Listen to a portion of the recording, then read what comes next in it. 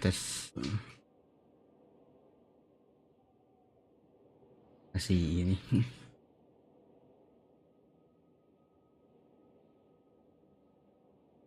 Offline ya. Win belum nih.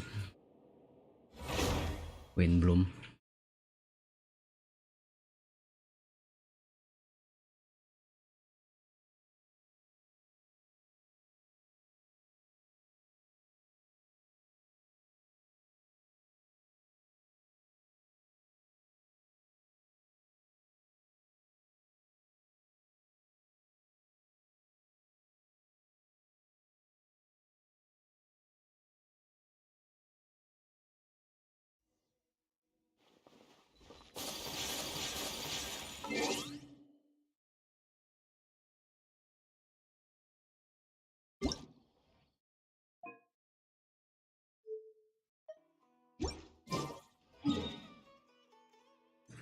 Dari dulu aja lah.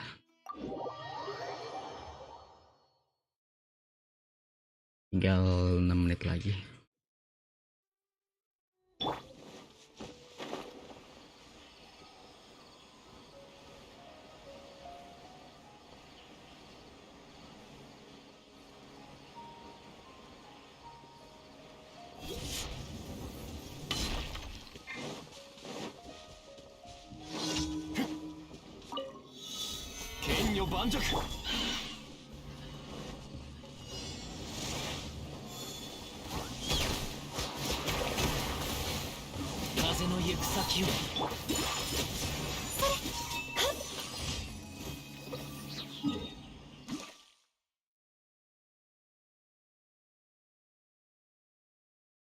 Di sini semua.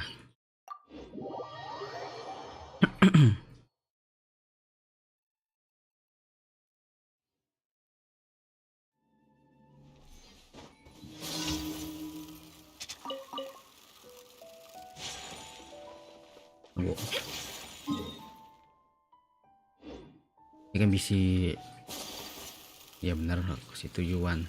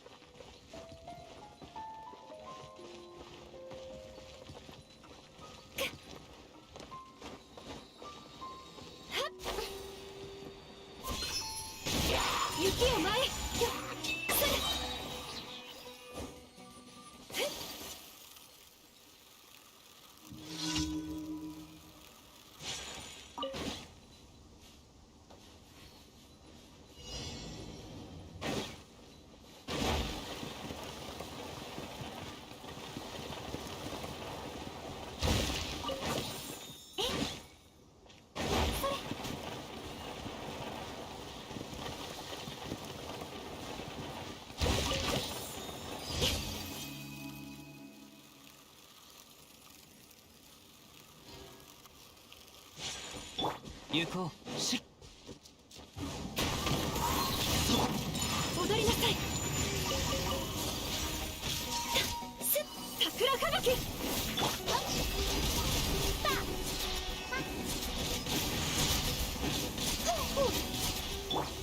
Kaze no omomuku mama ni. Tendo, koko ni aru.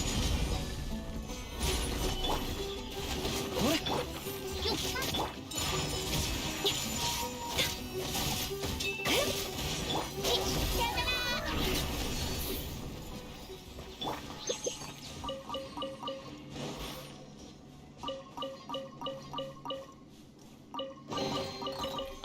でござるな。いざ。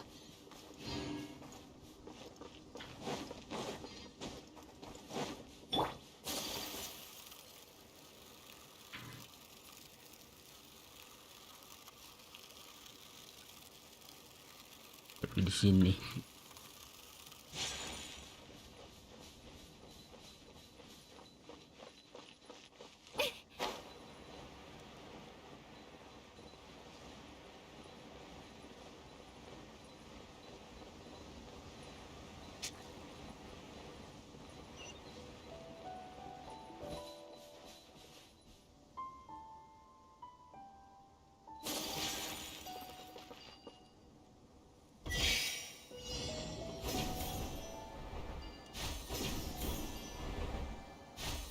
belum eksplorasi ini semuanya nih kayaknya nih. Masalahnya belum keluar aja semua.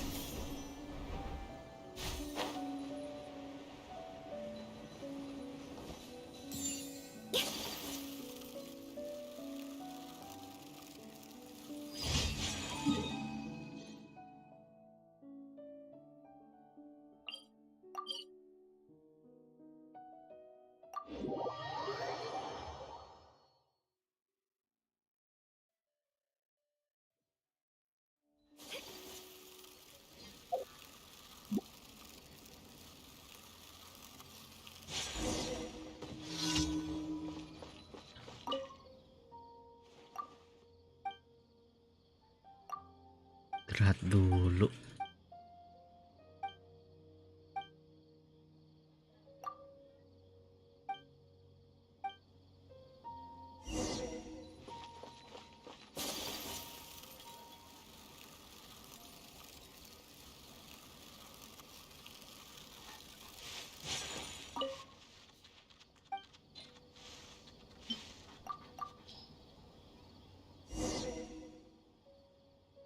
Ingat untuk berdoa pada Dendro Arkon di rumah.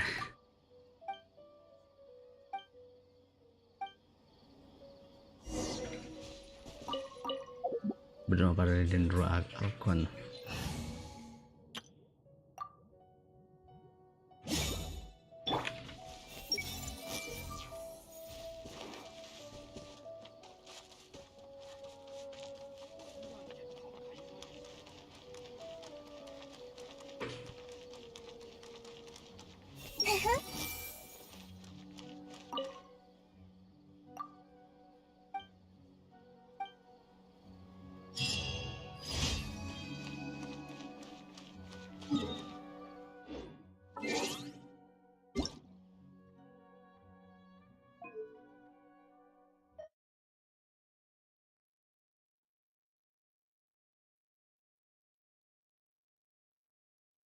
Oh, dear creature, why do you bow down?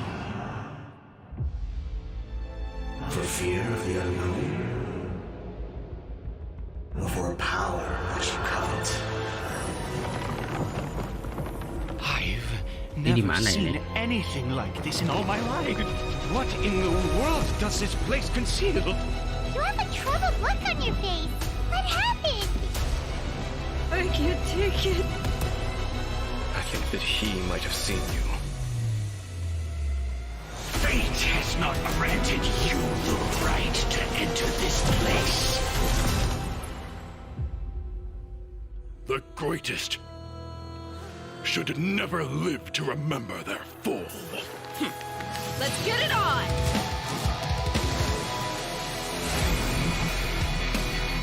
Enggak bakal gacha.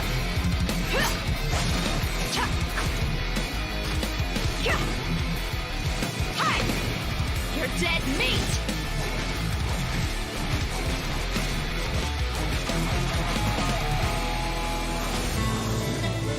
I'll make every effort to navigate us safely and report intel on the enemy. Precision strike! Let's keep going, team!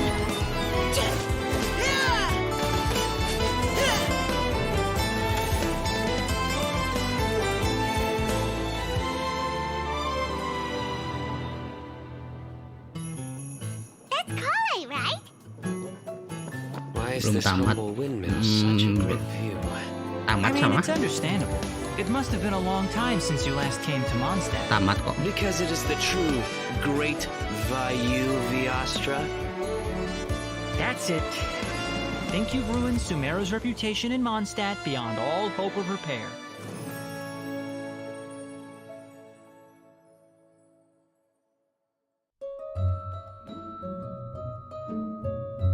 Ingat Iya inget.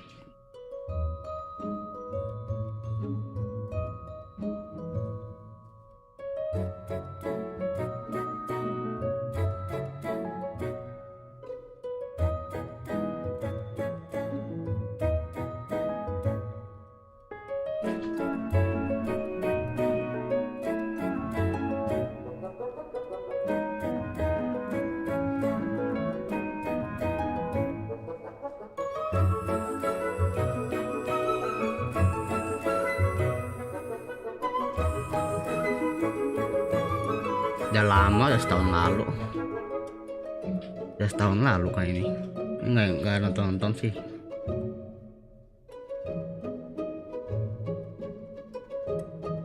Ngapa yang nggak kenapa-napa? Udah It setahun was lalu good, kan. travelers. Welcome to the Genshin Impact version 3.5 special program. I'm Koi Dao, the voice of Albedo, chief alchemist of the Knights of Favonius. And today, as you all can see, I am joined by... Hey, wait, that's my intro. That's what I Yep. usually say. Hey everyone, I'm Zach Aguilar, the voice of the male traveler, Ether. What's up, everybody? I'm Amber May, and I voice Dia. And to match Albedo's long and official-sounding title, I'm gonna introduce her as Sumeru's legendary Aramite mercenary, the Flame Mane. That sounds really cool. I like that. Yeah, I really like that title. Thanks, y'all. And it just so happens that today is Amber's first time joining us on the special program. Yes, and I am super Amber. excited to be here. And the little cheapy Dia, she's so cute. I can't wait to go over everything that's coming to version 3.5. I'm so psyched. Totally, and I know all our travelers out there are also super excited, so why don't we kick things off by starting with our first new playable character for version 3.5, Dia. Woo! Starting with Dia. Let's go! Yeah. Okay, so it's Langsung taken a aja ya while, ini mah. but she is finally here. That's right. And Langsung even though she's di- technically a kayak new kemarin. playable Kemarin character, event we've dulu. already seen Dia in the game for a while now, Pas and story she's dulu. even become a good friend of ours. She was pretty active throughout the Sumeru storyline and helped us get through some pretty tough moments. So Story next, event baru we'll let karakter. Amber do the honors and Karakter introduce baru this event. character for everyone. Thanks, Zach. As you mentioned, a lot of players might already feel familiar with Dia's character. Even though she might appear carefree and casual, she actually possesses amazing skills and is really professional. She's already made a name for herself as one of the strongest members among the Aramites. And even in the midst of danger, she has an uncanny ability to make others around her feel safe, you know? Right? It seems like no matter what kind of situation we're in, as soon as Dia appears, everybody can relax knowing that we're in good hands. Is that what Dunyarzad feels like having her around? I mean, I wouldn't mind hanging out with Dia all the time. And now that Dia will be available as a playable character, travelers will have a chance to learn a lot more about her. That's right. So let's watch some clips of Dia. You might find that she's a little bit different from your initial impressions. We mercs have one simple rule. Whoever pays the most is your new boss.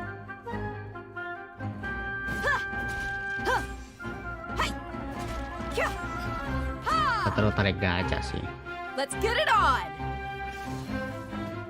Ini lebih ke ini. You asked for it!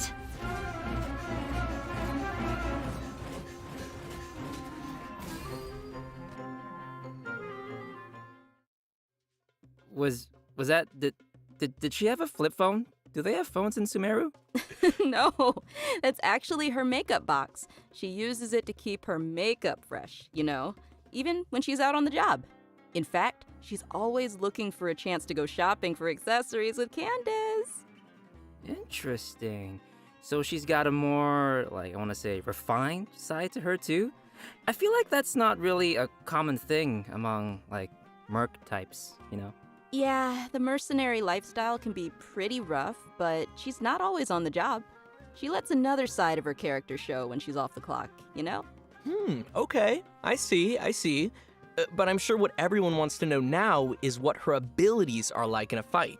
Right. Yeah, did you see her punch stuff?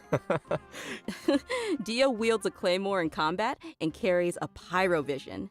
She uses fiery attacks to leave enemies smoldering in her wake. Literally smoldering. Ah, Ooh, fiery. Yeah, just like her. Totally. In battle, Dia uses her elemental skill to create a fiery sanctum field. When an opponent within the field takes damage, it'll unleash a coordinated attack, dealing Mirip AoE kayak- pyro damage to them.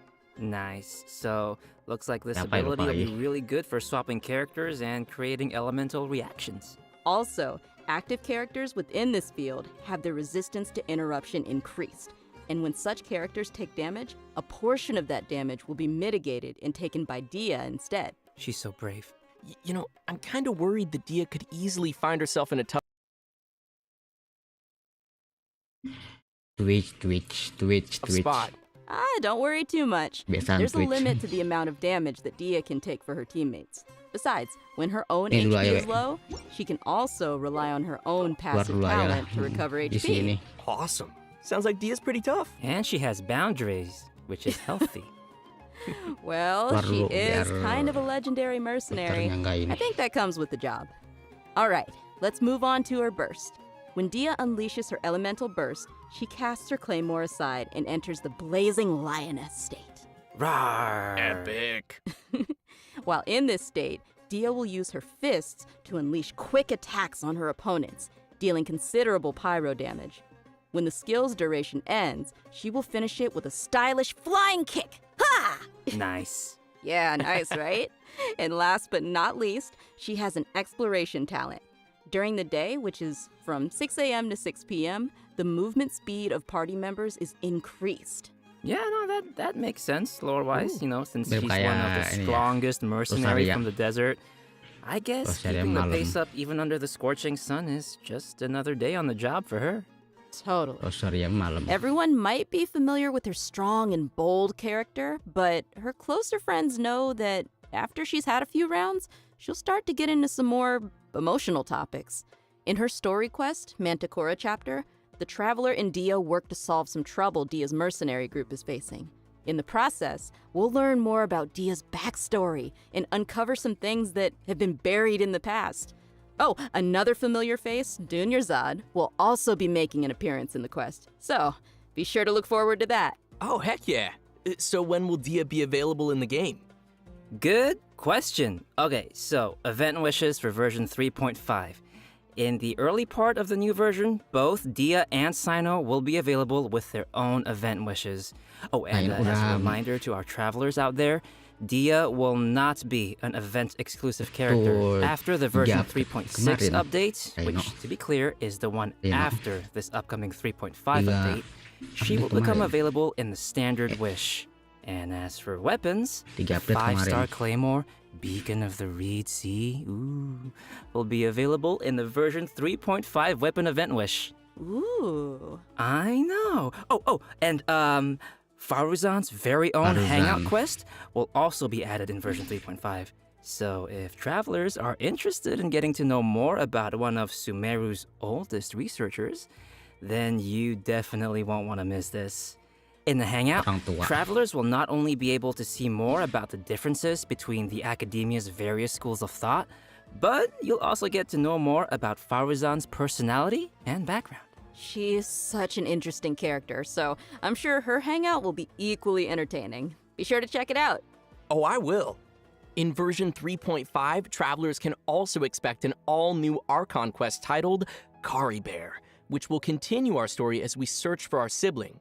In this quest, travelers will not only meet Kaya in Sumeru, but will also be joined once again by our mysterious friend, Dainsliff.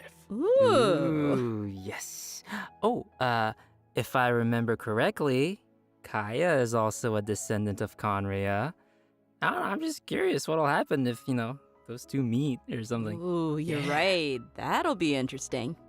Also, what was it? Kari Bear? Kari Bear? Isn't that, sounds like the name of a sandwich. Dari Bear. Actually, Kari Bear happens to be the name of a very important role in this storyline, Okay. and a lot of events in the story will be unfolding around this character. As travelers progress through the story, we'll learn more about Conria and the Abyss. We'll uncover more about what happened in the past and even learn some secrets behind the founding of the Abyss Order. Also, travelers will find themselves facing a powerful new Abyss Herald as well as a new Black Serpent Knight. So be careful, Koi. Why is everything gotta sound so scary? Why can't he be the Black Serpent friend? Kemarin mah ini ya. I don't know, it just Hydro. feels like every time Bukan Conria Cryo. crops up in the story, we learn a little bit more about the world of Tevat. Huh. So what else can you tell us, Zach? You know, I can't say much more about the story. You're just gonna have to play through it yourself, Koi. Well, maybe Just you play can through maybe you can just, whisper it in my ear, like Oh. my little chibi ear right here. Yeah, you know, I could, but I'm not gonna. Okay, fine. Looks like we have a lot of story content to look forward to in the new version. Oh, wait a minute. Wait. Aren't we forgetting something or someone? Oh, nope. You know, I didn't forget. We have a second playable character landing in version 3.5, and he's actually from Mondstadt. Mika. Yes, Mondstadt! Okay, you guys ready? 'Cause we finally made it to Mika. Woohoo! I'm not sure if everyone remembers this young member rising through the ranks of the Knights of Avonius, but we have seen him before. Yeah, I remember he was the one who read the Grandmaster's letter during Vine Lacefest. Aw, he kind of looks like a little prince. Kind of cute. Yeah, he does have that kind of vibe. And since he's from Mondstadt, I think we can let Koi introduce this one. It would be my pleasure. Mika is currently the Knight's most active cartographer and plays an important role in Eula's reconnaissance company. Even though he lacks social skills like Zach and doesn't appear to be particularly strong, Mika is meticulous in his work and maintains a good working relationship with his colleagues. He's also capable of fully understanding his leader's commands, which is pretty useful. Yeah. And his leader is Eula, right? That is correct. The interesting thing is that he's able to understand Eula despite her awkward way of speaking, and will even assist her with communicating with other units. Whoa, respect. Indeed. Over time, Mika has gradually become a very reliable member who could handle a variety of tasks and errands. But why am I telling you when we could just, watch a quick trailer and see what else we can learn about Mika? Yeah, let's watch the trailer. Woohoo! Trailer time! Verifying our current position, measuring distance to target area. All right, I've recorded the terrain conditions. Sebutkan yang bener apa? Providing cover fire. Dia katanya di Leave the wounded to me. standar banner di sininya nih. Tulisannya standar banner. Who gave this child a crossbow? That's what I want to know. I mean, I guess since he was deployed as part of Grandmaster Varka's expeditionary force, it was him. I don't know. But anyway, his exceptional performance helped him gain the Grandmaster's trust, and he even taught him a couple of things. This training no doubt helped Mika develop a certain level of combat prowess, even if he himself wasn't aware of it. Ooh. For example, even though swords tend to be the weapon of choice among the Knights of Avonius, Mika uses a spear and a crossbow, which is a result of his combat instruction with Grandmaster Varka.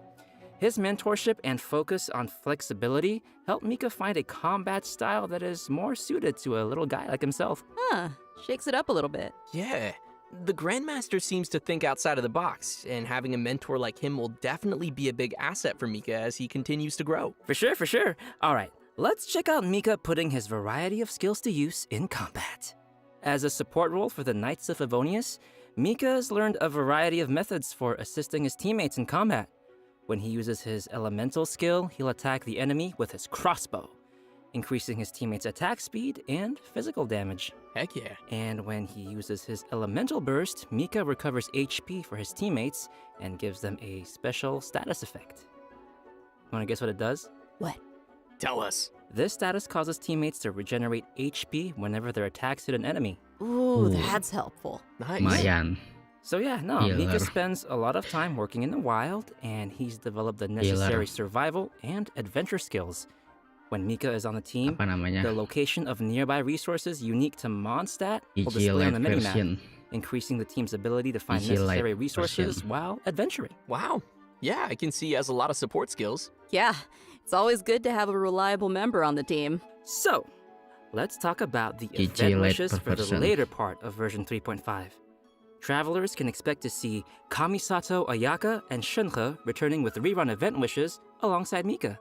So if you'd like to add Mika to your team, then you definitely won't want to miss this. Great. We've already covered a lot of content, so let's take a quick break here before we dive into some other version 3.5 reveals. Sounds good. It's time for another redemption code. Everyone ready? And code incoming! Redemption code.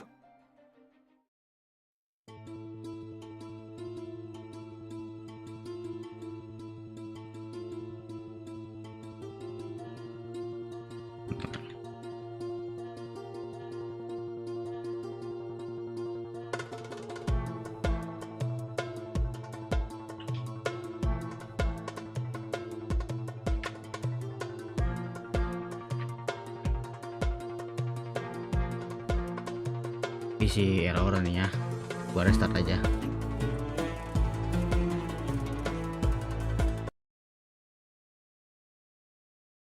Ininya reload ya. Apa masalah soalnya ini ya, switchnya.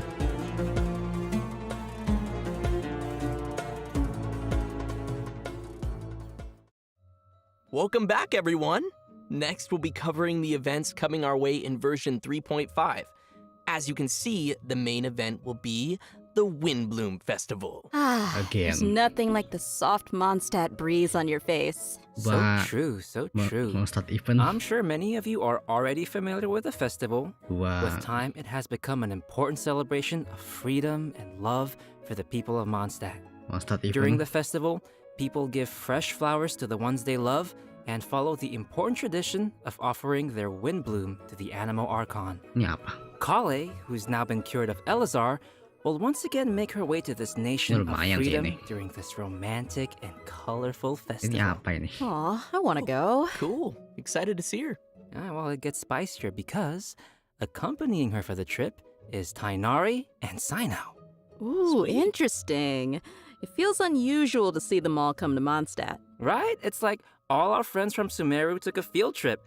Kale will be playing an important role in this storyline, and upon arriving in Mondstadt, she lihat finds a story-nya gitu. mysterious prophecy in a book. They must complete the 4 pieces of the prophecy in order to light the lantern of utmost joy and receive a supreme blessing. Okay, so I'm assuming this supreme blessing would do something like granting your wish, right? That's right. In the course of helping Kale find leads about the prophecy, travelers will get to know more about Kale's background and see how she's grown to be the person we know and love.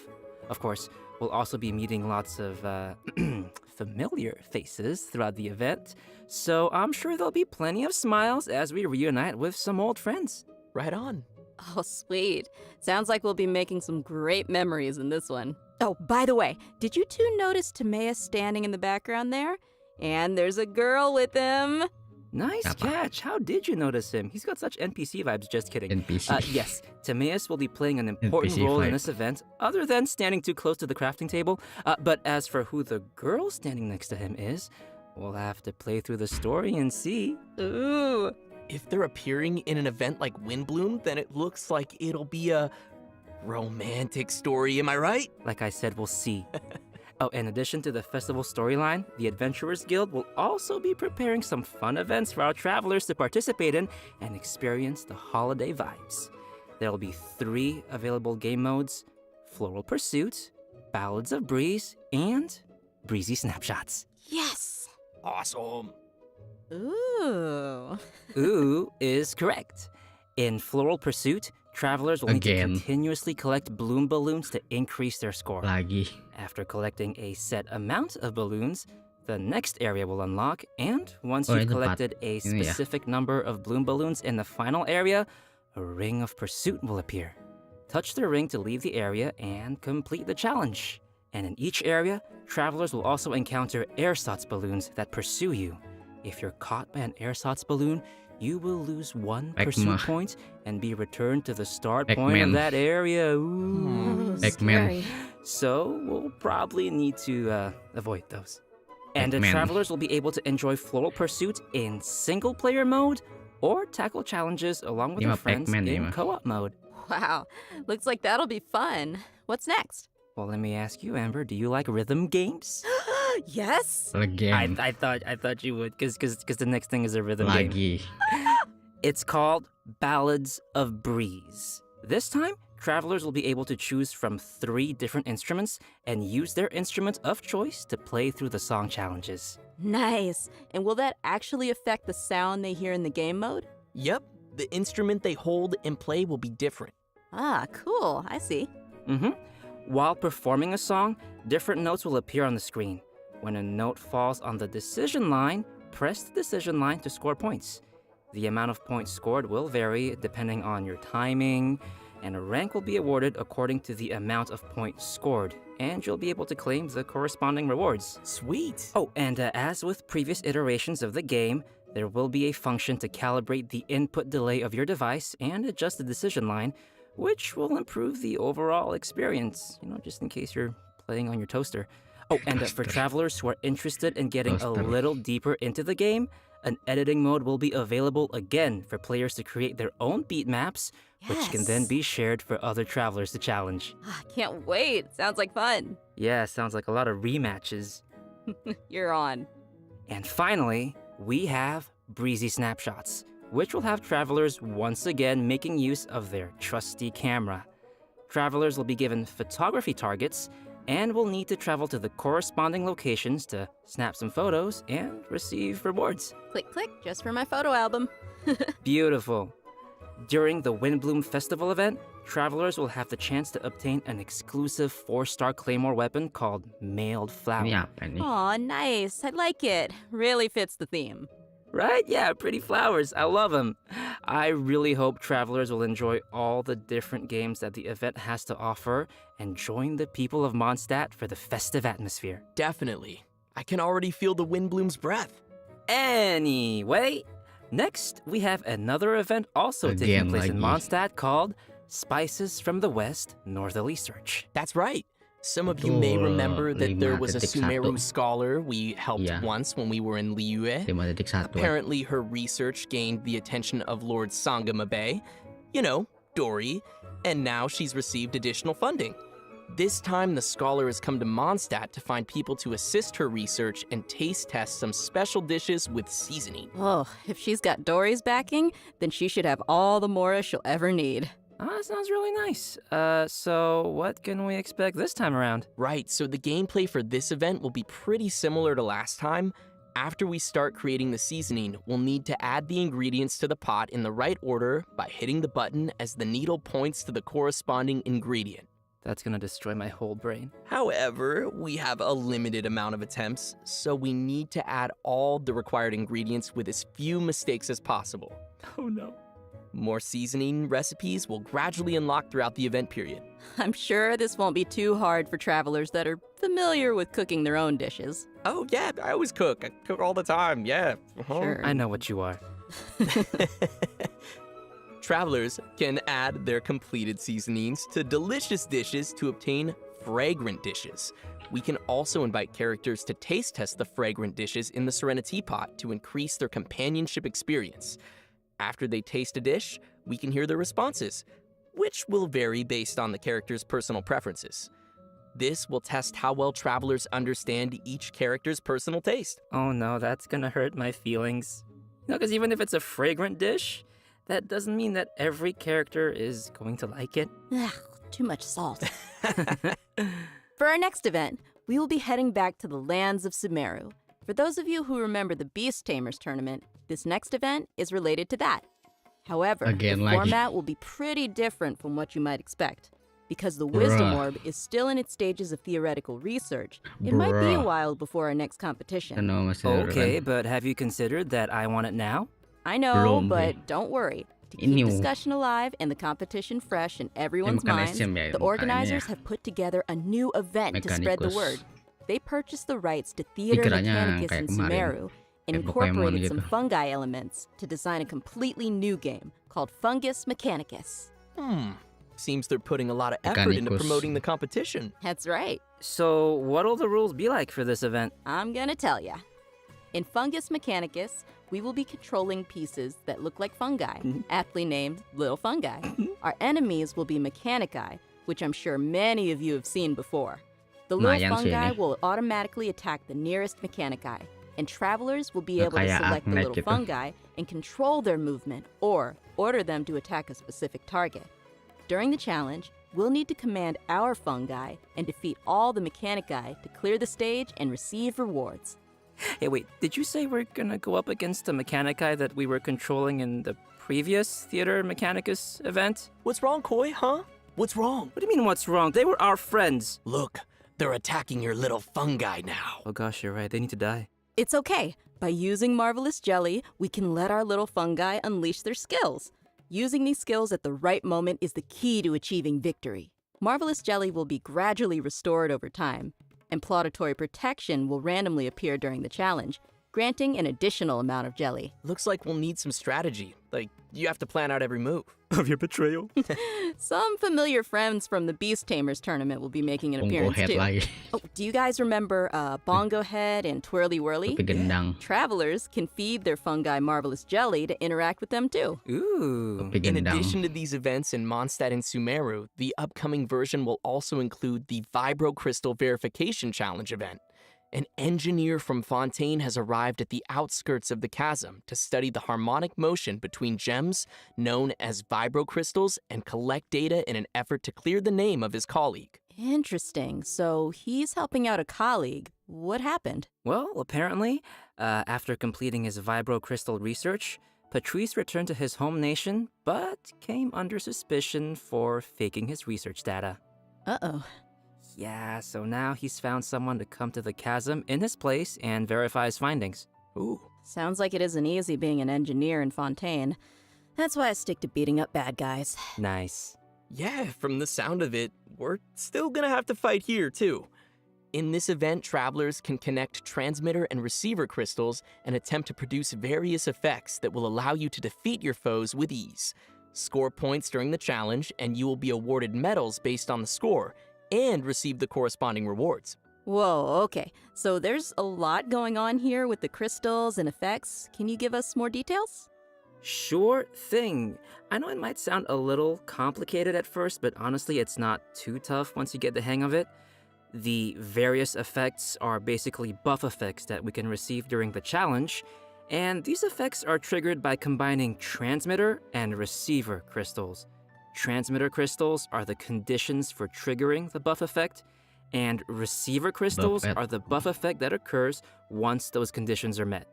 Oh, okay. Terus I gua think I kurang got ngerti. it. Ini Yep. mainnya kayak gini. And to conduct the experiments, travelers will need to assemble 2 teams of characters, as well as the corresponding vibrocrystal harmonic schema.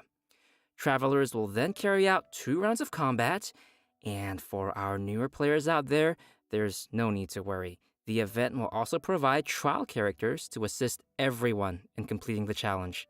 Oh, Ooh. nice. It looks like this event will also be awarding different tiers of medals. In that case, I'll aim for... The highest tier? The garbage can? No. Just aiming for participation rewards. Yeah. I like my suggestion. Anyway, Amber, what else is there? In addition to the events we've already mentioned, version 3.5 will also be featuring the classic Leyline Overflow event, which will give travelers the chance to stock up on character experience books and more. I'm sure many of our viewers are pretty familiar with this event. It's super helpful for those who are looking to level up your characters, so be sure not to miss it. All right, switching gears. In version 3.5, a limited time heated battle mode will be available in Genius Invocation TCG, which will feature some special rules. Nice. So, what are we looking at here? Basically, Ini apa? this mode will be all about reducing di- the cost of elemental dice. Komik sama ya. So, the number of bola. elemental dice required to play the first card from your hand every round will be reduced by 2. Also, the number of elemental dice required to use the first character skill each round will be reduced by 1. Okay. Yeah, from the sound of it, the pace of the game will be much faster. Yeah, I like it. I hope all our Genius Invocation fans will enjoy it. Last but not least, we have a system-related update. I think you'll like this one. After the version 3.5 update, the game will be adding additional rewards for completing Archon quests. Upon completing each Archon quest, travelers will receive one intertwined fade, Kayak semua. along with a variety of other rewards. Langsung kaya. Once the update is complete, travelers Gua can view kaya. the tour guide feature in the Adventurer's Kaya raya. Handbook to claim the corresponding rewards. Yay! More intertwined fate! And just don't forget to claim it after the version update. I kind of do that sometimes. And with that, let's get to today's last redemption code. Redemption code! Sounds good! Lumayan itu kan buat ini.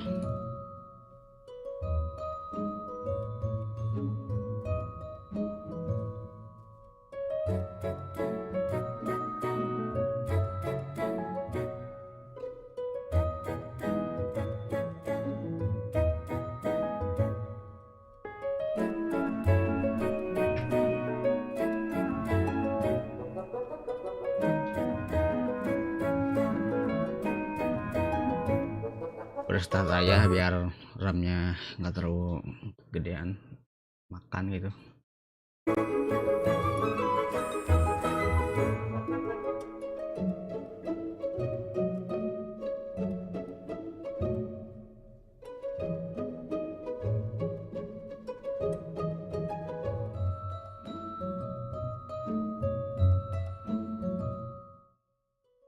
I can't believe how fast that went. Like, we're already at the end of today's program. I know! The whole thing just flew right by. Yeah, it really did. So, Amber, how did you enjoy being on the special program? I absolutely loved it. Like, I'm so hyped for this new version. I'm hyped for Dia and Mika, and I'm a little biased, but yeah, I'm pretty hyped for Dia. She looks super strong, and she just looks like she kicks butt, you know? Yeah. I'm excited for all the new storylines, and yeah, I think it was a good idea to bring me on. Oh my gosh. I am simultaneously See, I'm really funny. impressed and kind of livid. Y'all How love dare me. you? Fontaine kapan? It was so good. I'm really Fontaine. excited for the little fun guy. What? I am. We all love the fun guy, They too. look Yeah. like fun guys. Yeah. And also, there's a lot of cool new story content coming up, like Faruzan's Hangout and Dia's Story Quest, and also the whole Dainsliv Conria thing. That's gonna expand the world of Tevat. That's I'm right. pretty excited for all that stuff. What about Yeah. Windbloom? Oh, yeah, no, I'm super excited for all the Windbloom events, and Dia and Mika, of course.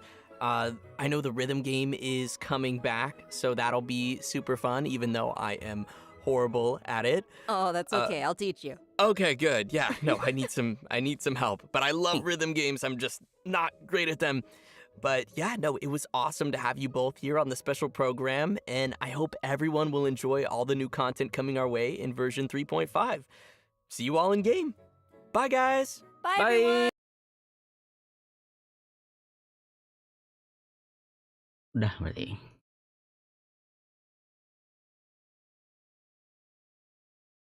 Oke.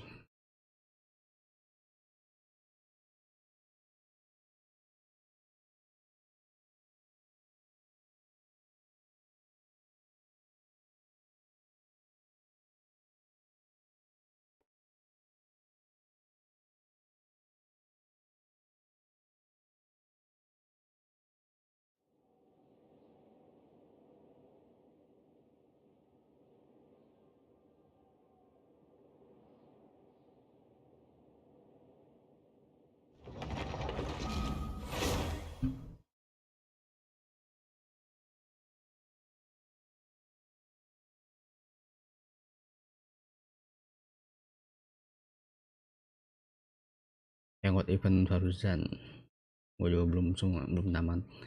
Yang buat event lainnya.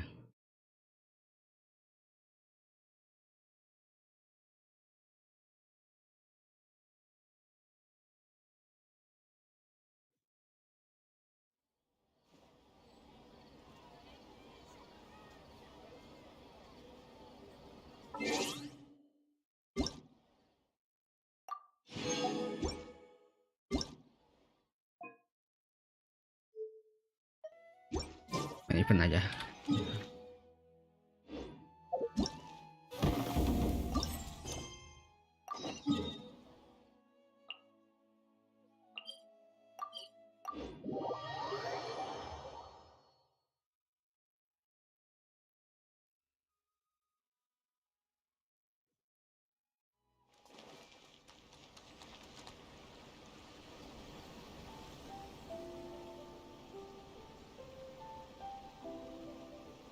親分、このままにしておくわけにはいかないって。せっかく真剣虫相撲大器王の名を轟かせたってのに、あのガキの思い通りにさせていいのか？そうだ、あのガキ絶対にイカサマしてるぜ。親分を罠にはめたんだ。だがどいつもこいつも何慌ててやがる。この間の戦いは俺様が油断しただけだ。あのガキあんまり今パッとしなかったからよ。あんなガキのイカサマなんかほっといて、計画通り新たき極意堂々虫相撲大試合を開催すんぞ。ほんでそうなりゃ観客たちは俺様に盛大な歓声を送る。あのガキ足をガクガク震わせながらビビるに違えねえ。どんなイカサマもできねえさ。つまりあいつに勝つなんざ俺様にとって楽勝ってことだ。親分、さすが。しかし忍の姉子はいつ帰ってくるんだ？新たき極意堂々虫相撲大試合を開催するにしてもどこから手をつけたらいいのか。新たき極上正々合古大祭典の経験から考えると、まずは天領奉行に報告して開催許可をもらって、あと会場の使用証明も必要になるんだよな。いずれにせよどれも経費がかかる。極意大試合を合古大祭典より盛り上げるにはせめて参拝のモラは用意しないと。待て待て待て待て。天領奉行の名前を聞いたら頭が痛くなってきた。経費は1日働いて3日休むのをやめりゃいい。ここは一踏ん張りして2日働いてから4日休もう。そうすりゃ俺たち全員合わせて4日も多く働けて4倍のモラが稼げる。さすが親分。じゃああとは参加する選手のことだけ考えればいいな。選手はそう強くなくても親分の手助けができて相手の雑魚さえ倒せれば十分だろう。そうだ、あのガキ5人の虫相撲名人を引き連れて公正に勝負するとか言ってたよな。けど荒滝派の中じゃ虫相撲に精通してるのって親分しかいないぞ。そいつらが順番に親分一人に挑んできたら、さすがの親分もしんどいんじゃないか。おいおめえら、まだ始まってもねえのに何尻込みしてんだ。荒滝屋の闘志を見せてみろ。そんな小さな問題俺様が何とかしてやる。そうだな、昔の虫相撲仲間たちに相談してみるか。それとも長野花花火屋に参加してもらうように話をつけるか。いやダメだ。そんなことしたら俺様がガキに負けたってのがすぐ花見坂中に知れ渡る。そんな恥ずかしめは受けたくねえ。よっ、牛使い野郎、何やってんだ？おお、びっくりしたじゃねえか。いつからそこにいたんだ？何言ってんだよ。オイラたちずーっとここに立ってたんだぞ。旅人と冒険者協会へ行こうと思ったら、遠くからお前たちが騒いでるのが見えてな。しかもわけのわからないことばっか言ってたけど。おい、大が抜けてんぞ。一文字違うだけで凄みが大きく変わってくんだろ。ダチコ、おめえも虫相撲を持ってやればきっとこれの熱い魂を理解できるはずだ。つまり虫相撲で負けたからどうやっておめえを返上するか考えてたんだろ。そいつは違う。あんなのはズルだ、ズル。そうそう、花門玉将とかいうガキは親分が他の仲間と腕を磨き合って疲れ始めたところにで無駄に大きな鬼カブトムシを使ってバシバシーっと親分の虫をひっくり返しやがった。それから親分に虫相撲のつわものがいる本当の世界を見せてやる。おい守る、俺様が負けたところは詳しく説明しなくていい。話を戻すぜ。ダチ公は何をやらせても才能があるらしいじゃねえか。新しい技なんかもすぐに覚えて、しかもそれが大半のやつより強いときた。何を言おうとしてるのかもう分かったぞ。代わりにその花門玉将ってやつを倒して敵を取ってくれって言うんだろ。ただ働き？空飛ぶちびすけ、俺様がそんな真剣な野郎に見えるか？もしダチ公が助けてくれたら2ヶ月分の昼飯として毎日店の看板ラーメンを一杯おごってやる。毎日一杯？それなら考えなくもないけど。これは親分がある勝利と引き換えに手にしたもんなんだ。この前真剣虫相撲大企業を自称してる仲間がいてな、親分はそれを耳にして納得がいかずにそいつに挑んだ。丸1日続いた92回の苦しい戦いを経て、ついに親分は新勝した。Baru ini terlalu mengulas kebarbaran. だがそいつは自分のとこのラーメン屋の看板ラーメン毎日一杯無料券と引き換えに2ヶ月後に称号を返すように親分にお願いしてきた。そいつんとこのラーメンがどんなもんかは知らないが、2ヶ月分なら十分魅力的な提案だろ。それに親分の腕の上達速度からしてその2ヶ月できっともっとかっこいい勝負。ただそのラーメン屋がどこにあるのか聞き忘れちまったけど。そこまでだ。家庭なんざどうだっていい。とにかくラーメンはダチ公とちびすけにやる。ちょっと待て、おいらたちまだ考えてる途中だぞ。もう玉将には挑戦状を出した。あいつも助っ人を呼んで俺ら荒竹屋の挑戦に応じるそうだ。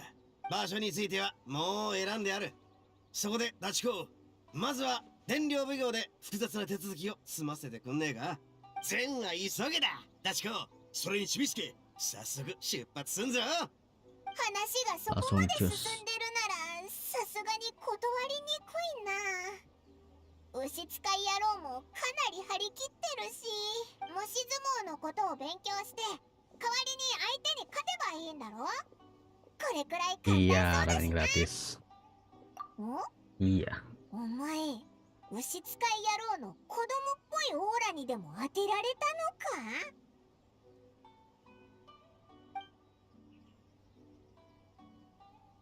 ？Saudara yang ribet.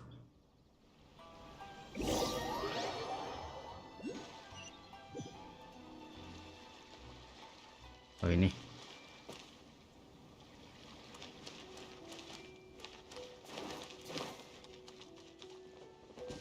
Oh, ketinggalan tempat ini.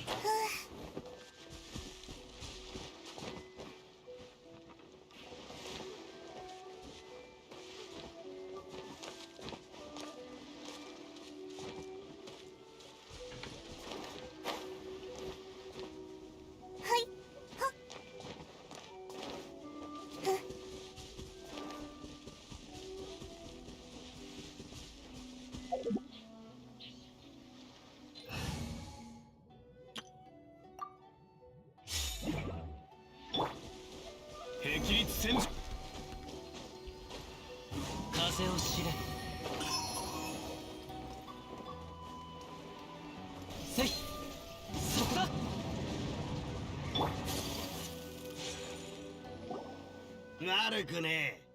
守とアキラが用意した物資も揃ってる。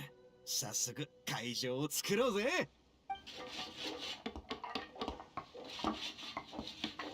Uli ya. Gede amat. 立派な土俵じゃねえか。悪くねえ。ダチ公、まさかこんなとこでも才能を見せてくれるとはな。これに俺様の素晴らしい宣伝が回されば最高の雰囲気を演出できる。旅人の腕はさすがだな。親分の画力もすげえぜ。でもここって稲妻城から離れすぎじゃないか。本当に見に来るやつなんているのかよ。問題ない問題ない。俺様の知名度をもってすればきっと大勢の人が来るに決まってんだろ。姿の彩り祭の時にはここで剣術の試合が行われたって聞いたぜ。さて、次はお前らに俺様が鍛えた天下無敵の鬼カブトムシ赤紅一生を見せてやる。おお、本当に赤色の鬼カブトムシだ。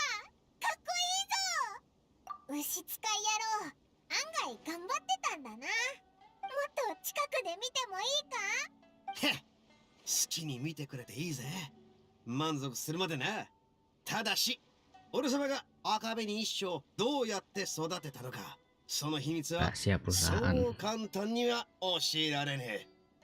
あれ？なんか嗅いだことある香りがするな。バルベリーのジャムか？気のせいだろ。きっと腹を空かしてるからじゃねえか。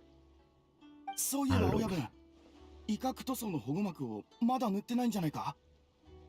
雨が降ったら9000モラで買った輸入品のジャムが無駄になっちまう。心配いらねえって。新たき極意堂々虫相撲大試合はまだ始まってねえし、赤紅一緒に最後の保護膜を塗るまで時間は十分にある。お前らはまずチラシを準備して客がしっかり入るよう呼び込みをしてこい。俺様はダチ公とちびすけが慣れるまでここで指導してる。そんで一緒に飯を食って祝おうじゃねえか。はあ、へえ、お前ら結構気合入ってるんだな。 Grandmaster. 出た花門玉将。そんなバカな。どうしてここが分かったんだ？真剣虫相撲大王、忘れたのかい？虫相撲のつわものたちは惹かれ合うんだ。前回もそうだっただろ。まさか俺たちとどう戦えばいいか分からず慌てて準備してたなんてことないよな。何バカなこと言ってんだ。俺様は鬼カブトムシと心を通わせてない時はつわものの気配を隠してんだよ。ただ単にお前の洞察力を下に見てただけだ。あ、こいつが牛使い野郎を任したやつだな。見た目は普通の子供だけど、なんか言葉遣いが独特だな。この感じ、牛使い野郎の天敵っぽいぞ。buat temukan 花門玉将、ここまで来れたのは褒めてやる。この真剣虫相撲大王も本気を出す甲斐がありそうだ。だがすぐに後悔することになんぜ。おめえらの無謀な行動は自ら頭を差し出して殴ってみろと言い。ほう、かなり自信があるみたいだ。どうやらお前も最強の切り札を手にしたみたいだな。しょっぱなから任してもつまらないし、まずは部下が相手しよう。anak buah。幸運で俺たちを試すってか。それじゃあ俺様は空飛ぶちび。おっと待てよ。空飛ぶちびすけは荒滝派を代表して戦うんだ。気合であいつに負けちゃいけねえな。正午、よし、空をかける白鉄ちびすけ。お前があいつを懲らしめてやれ。なんでオイ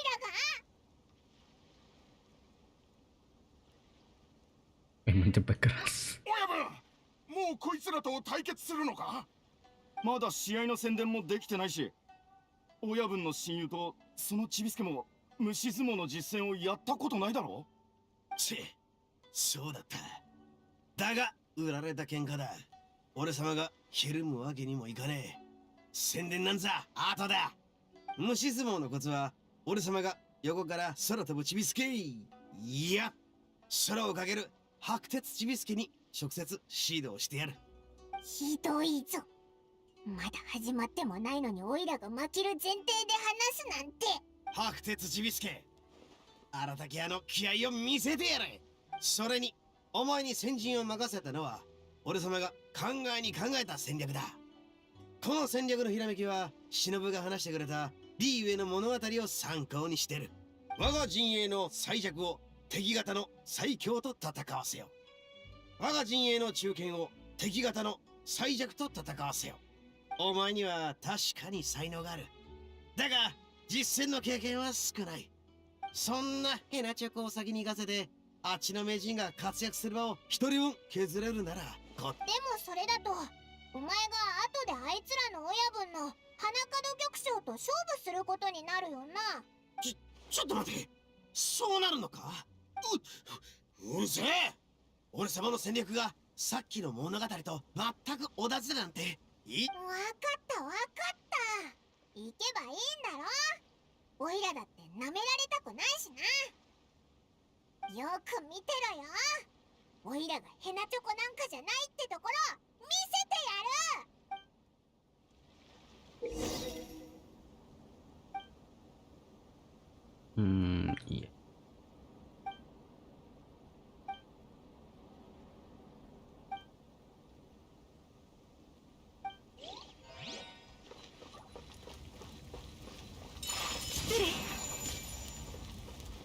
padam。なんとも平凡な相手だ。戦わせる鬼カブトムシもただ派手というだけ。浅はかだね。外見なんて所詮は無意味なものなのに。鬼カブトムシで一番大事なのはその能力であり、ゆえに虫相撲の人生を歩む上で大事なのは鬼カブトムシを選び抜く目。それに尽きる。どんな理屈だよ。一番大事なのは実戦で活躍できるかだろ。虫相撲の腕を磨くことに力を入れるべきじゃないのか。そうだ、ちびすけの言う通りだ。実戦で活躍できねえきゃ能力もへったくれもねえだろ。いいか白鉄ちびすけ、相手の鬼カブトムシの動きを観察するんだ。そしてこっちの鬼カブトムシに攻撃を回避させて、攻撃の範囲内に入ったら赤紅師匠は相手に強力な一撃を与える。つまり相手が攻撃してきたら鬼カブトムシを退かせて、相手が隙を見せたら鬼カブトムシを前進させる。相手の不意を打つってことだな。なんだ簡単そうじゃんか。よーしやってみるぜ。付け焼き場で虫相撲の技を覚えるなんて人をバカにするにも程があるよ。無駄話はここまでにしよう。君たちの鬼カブトムシを出すといい。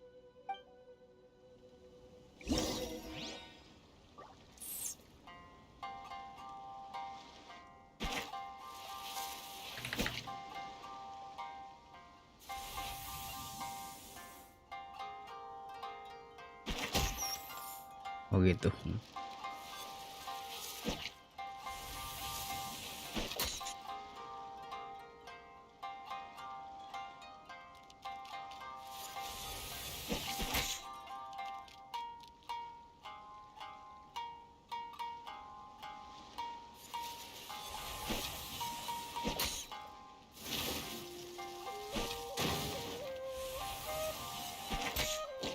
Easy.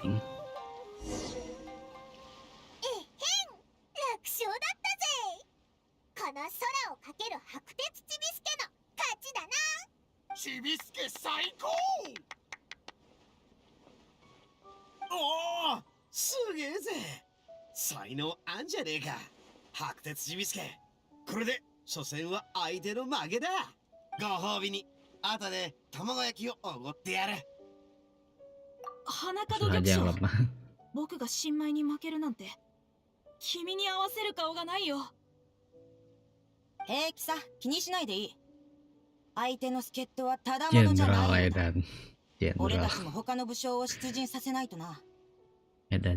真剣虫相撲大器王、まさかこんな短時間で頼もしい投手を見つけ出し本陣を守るとは思わなかった。これから毎日こちらは1名の武将をお前たちの本陣に送る。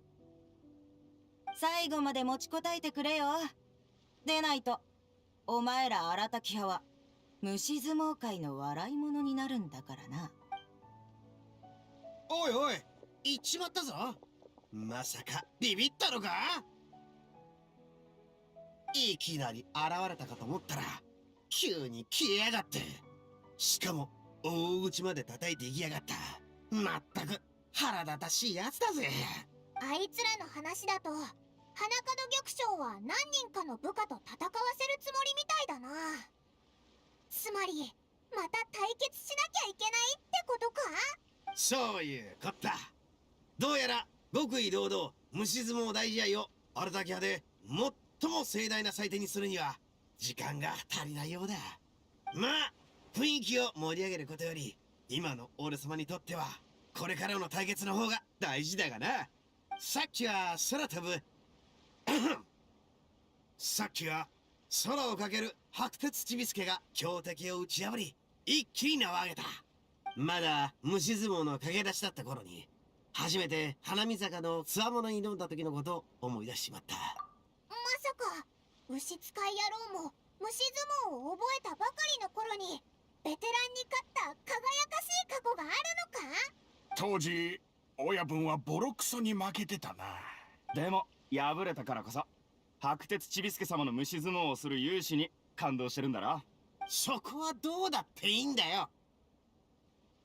真剣虫相撲大器用空をかける白鉄ちびすけ、そして器用の右腕旅人。俺たち3人で力を合わせて花門玉将とその手下どもをぶっ倒してやろうぜ。それぞれの相手と戦う前にまず先に戦略を話し合うんだ。俺たちの白星が相手より多くなればなるほど花子。なんだか本題に入るのが早いな。でもさっきの戦いはなかなか良かったな。虫使い野郎を手伝って相手に勝てば2ヶ月もラーメンが食えるぞ。そう来なくちゃな。俺様の指揮に従って全力で戦えば必ずやあの花門玉将を打ちのめすことができんぜ。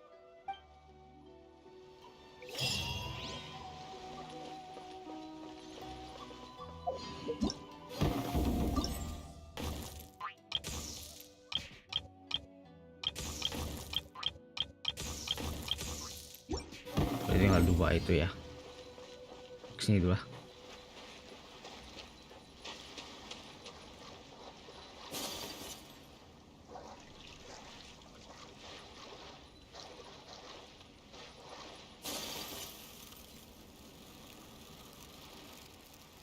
Oh, gua belum.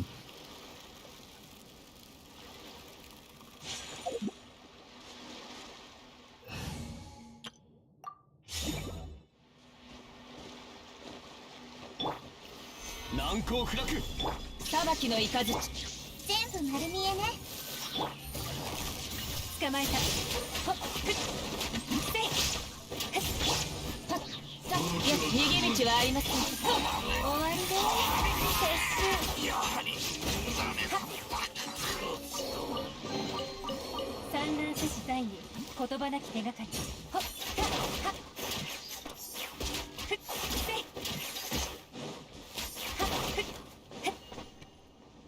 せい急がなくてもいいのよ。命を捨てに来たか。痛がったゆえに見切りました。せいここまで。はあ。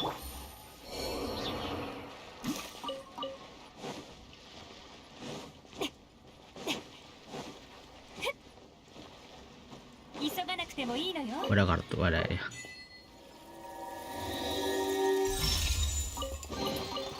財を得る方法あり。急がなくてもいいのよ。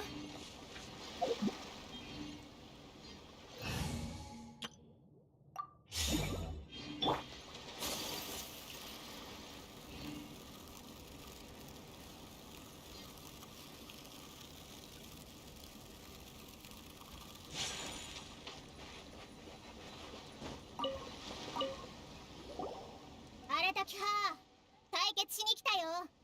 なんだ花門玉将のやつ、また子供と戦わせるつもりか。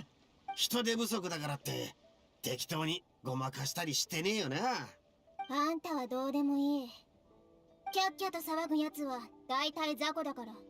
この金髪のお姉ちゃんからはつわものの風格がにじみ出てる。彼女こそがあんたたち荒滝派の親分でしょ。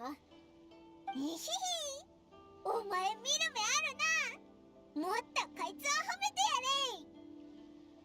ああ、何バカなこと言ってやがる。俺様のダチ子は確かに強えが、今回は荒滝屋の助っ人だ。荒滝屋の名が示しているように、親分は偽ってこの荒滝一斗様だぜ。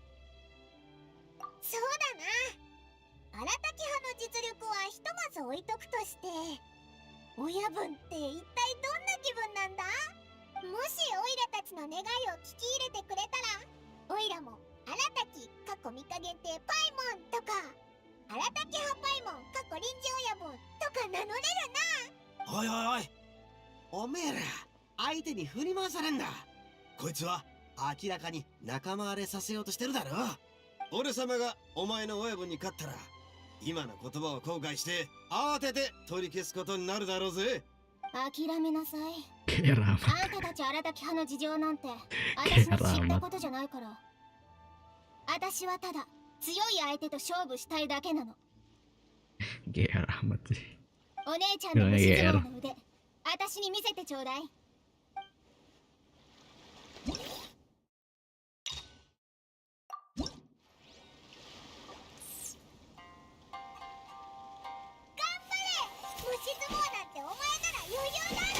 そうだ、ダチコ。俺様と白鉄ちびすけを教えたコツを思い出せ。隙を見てこいつを打ち負かしてやれ。寝言は夢の中で言いなさい。逃げる機会なんて与えないよ。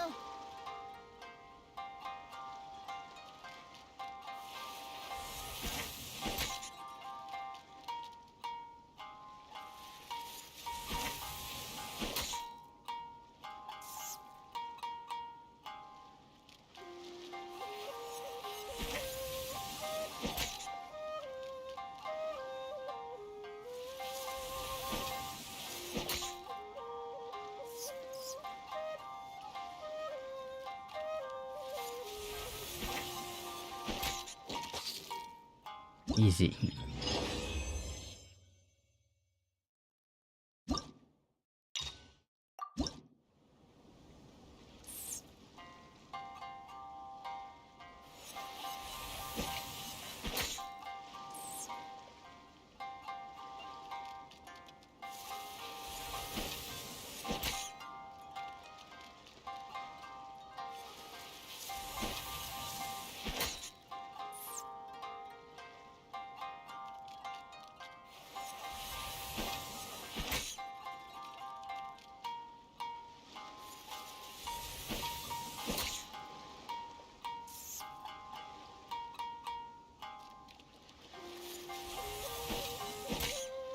Mah izin ya, kita nunggu.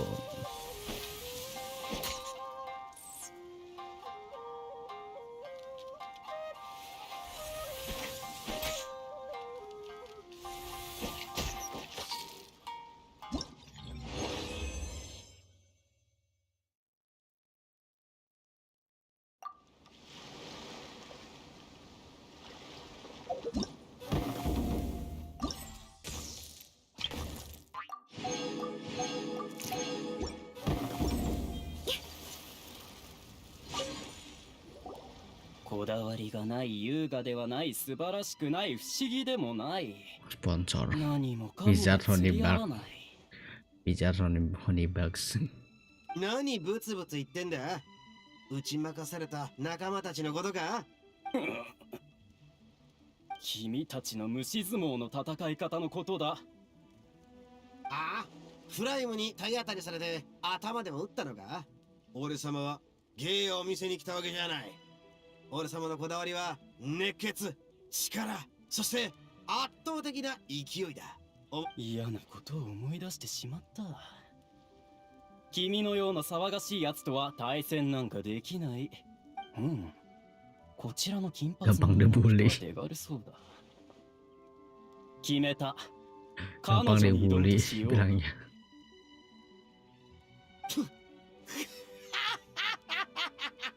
ダチコ、聞いたか？お前のことが手軽そうだってよ。こいつの相手をしてやれ。Oh tidak, jangan dibully.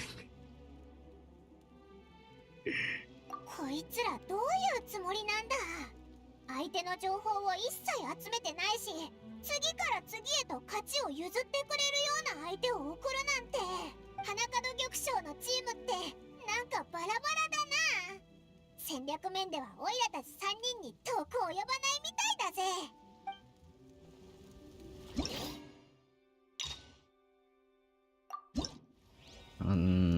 Sambaran petir.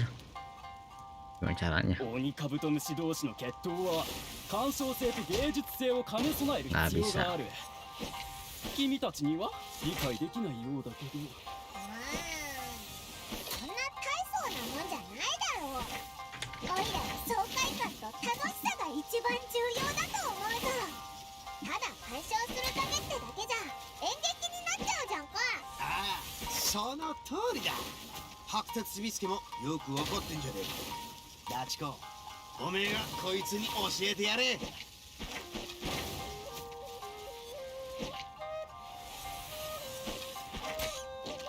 Easy.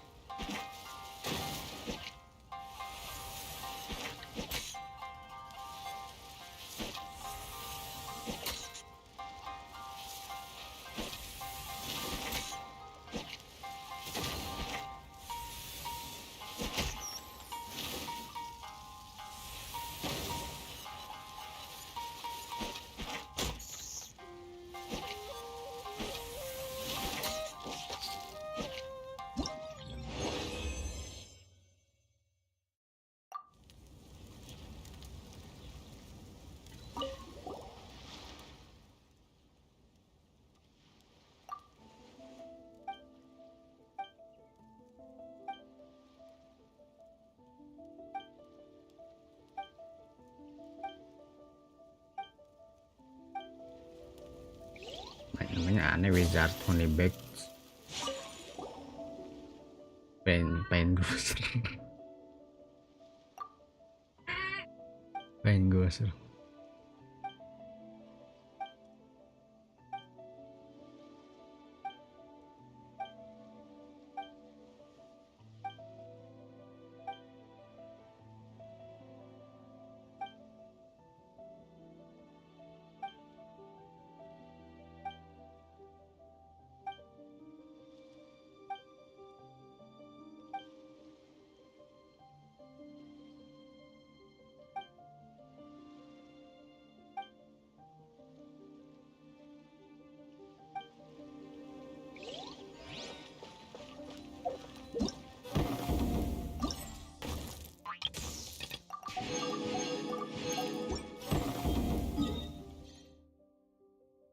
Ini dulu aja lah.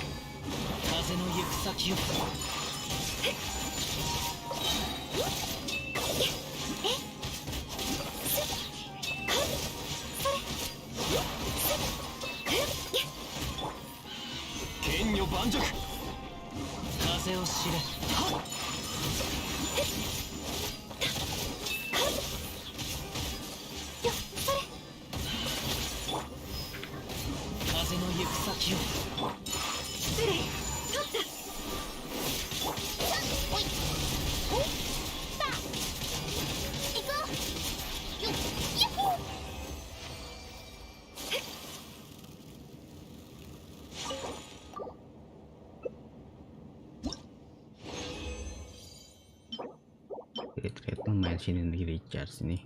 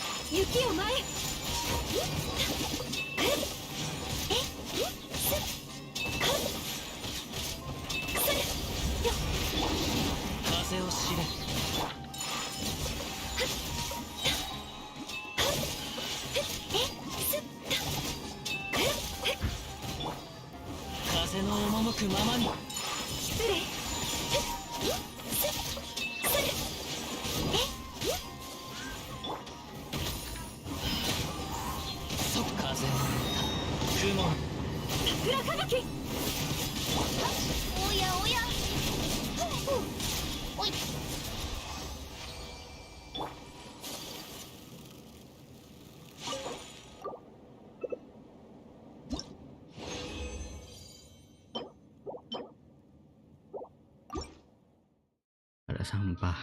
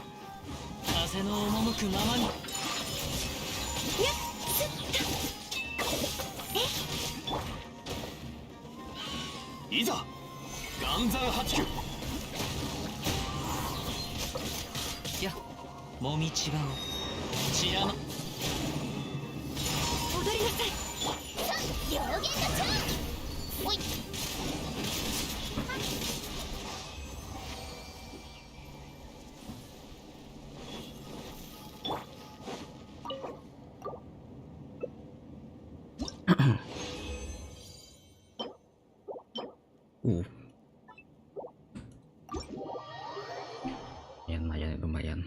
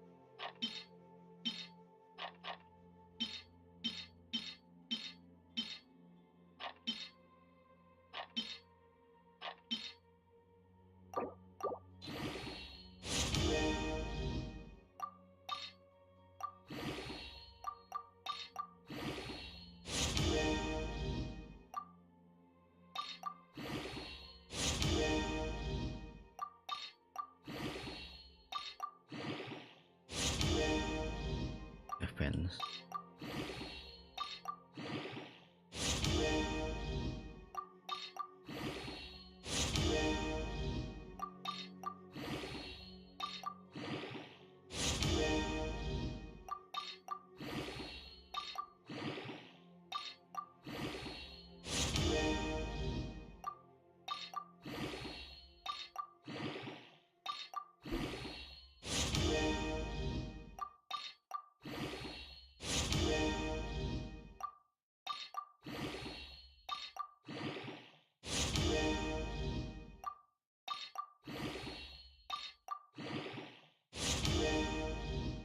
Lagi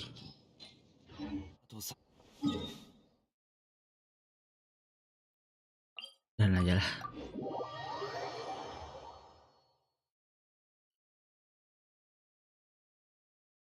Udahan aja.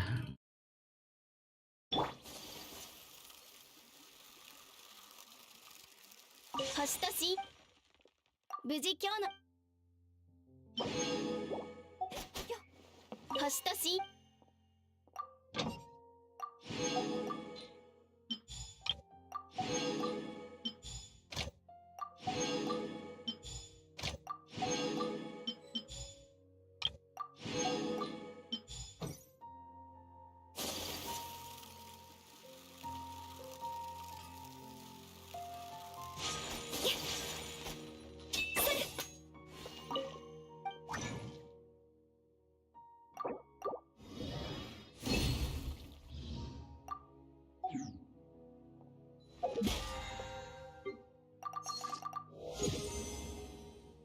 Terlagi nih 50.